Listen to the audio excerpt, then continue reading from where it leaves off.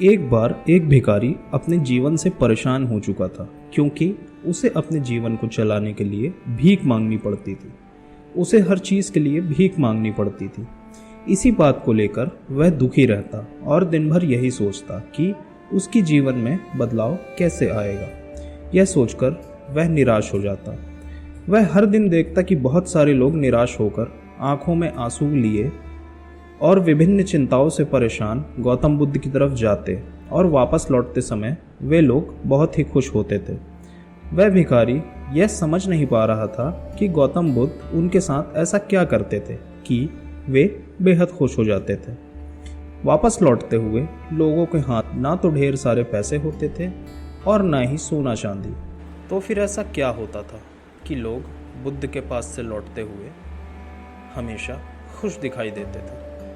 यह सब सोचकर उस भिखारी ने भी निर्णय लिया कि वह भी महात्मा बुद्ध के पास जाएगा और देखेगा कि ऐसा वहाँ क्या हो रहा है कि दुखी लोग उनके पास जाकर खुश हो जाते हैं। कुछ समय बाद वह बुद्ध से मिलने के लिए उनके पास चल पड़ा।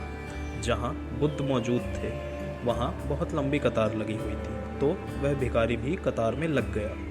कतार में लगकर वह अपनी बारी का इंतज़ार करने लगा। देखते ही देखते उसकी बारी आई और उसने बुद्ध से कहा, बुद्ध, मैं बहुत गरीब हूँ, मेरे पास कुछ भी नहीं है।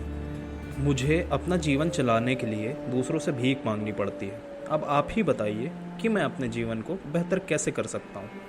यह सब सुनकर बुद्ध ने कहा, तुम गरीब नहीं हो, तुम्हें ऐसा लगता है क्योंकि आज तक कभी तुमने किसी के लिए कुछ भी नहीं किया। ना ही तुमने कभी किसी को दान दिया, ना ही तुमने दूसरों के लिए कुछ किया।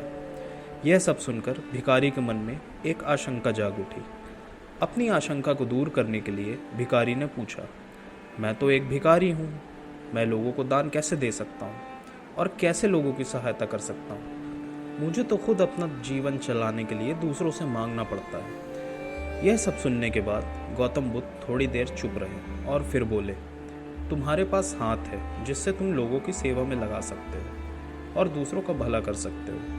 इसके अलावा तुम्हारे पास मुंह है जिससे तुम लोगों से अच्छी अच्छी बातें कर सकते हो और दूसरों का हौसला बढ़ा सकते हो। यह सब करके भी तुम दूसरों की सहायता कर सकते हो। जरूरी नहीं कि दान सिर्फ पैसों से किया जाए।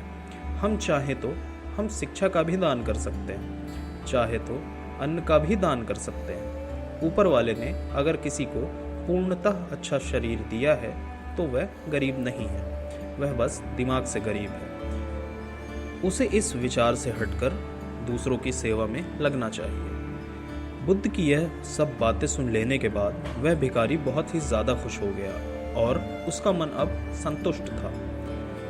इस कहानी से हमें यह सीख मिलती है कि हम सब इस बात की चिंता में समय बर्बाद करते हैं कि हम गरीब हैं, लेकिन यह सत्य नहीं है।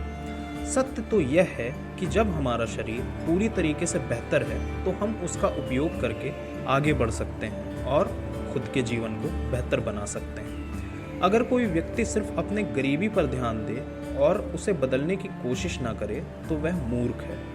इसके अलावा हमें इस कहानी से यह भी सीख मिलती है कि दान सिर्फ धन का ही नहीं, शिक्षा, भोजन, अच्छे विचार आदि का भी किया जाना ज़रूरी है।